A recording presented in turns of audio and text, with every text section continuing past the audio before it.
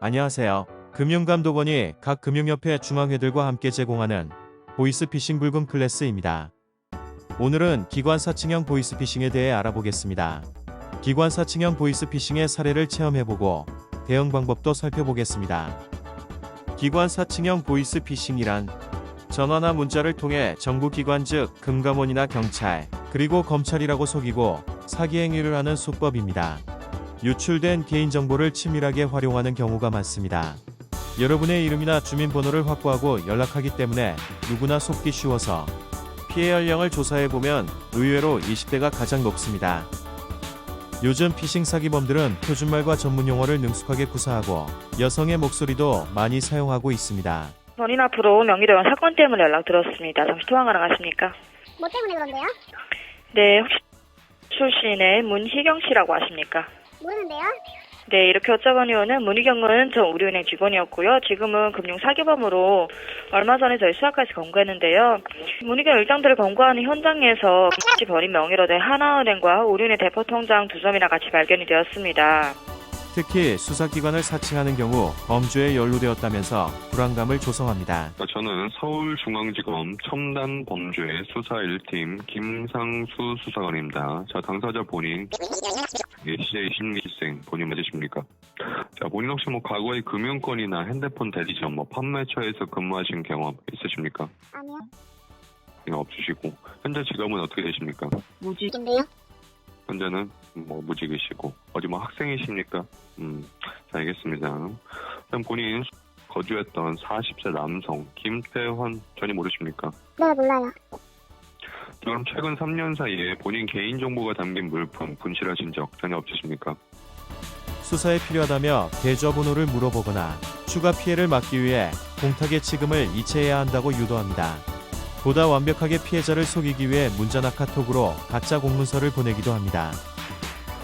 수법도 정교해져서 국세청을 사칭해서 환급금으로 속이는 사례가 늘고 있으며 가짜로 승인된 해외 결제 내역을 보내 클릭하게 하는 소비자원 사칭 사례에도 주의가 필요합니다. 최근에는 돈보다 악성 앱 설치를 유도하는 경우가 많아졌습니다. 그하의 계좌가 범죄에 연루되었습니다. 통장이나 휴대폰이 명의 도용되었는지 수사하기 위해 보내드린 링크된 앱을 클릭해서 설치하세요. 앱을 설치하면 사기범들은 원격으로 휴대폰의 통화와 문자를 감시하고 전화도 가로챌 수 있습니다. 다음은 피해 예방법에 대해 알려드리겠습니다. 먼저 어느 정부기관도 전화를 이용하여 개인정보나 자금 이체를 요구하지 않습니다. 또 경찰이나 검찰에서는 수사 공문을 메일이나 카카오톡 등으로 보내서 수사를 진행하는 경우도 절대 없다는 점 꼭 알아두세요. 어느 기관이라도 불확실한 앱 다운로드나 사이트를 클릭하라고 하면 의심해야 합니다. 앱은 반드시 앱스토어나 구글 플레이 같은 공식 경로에서만 설치하세요.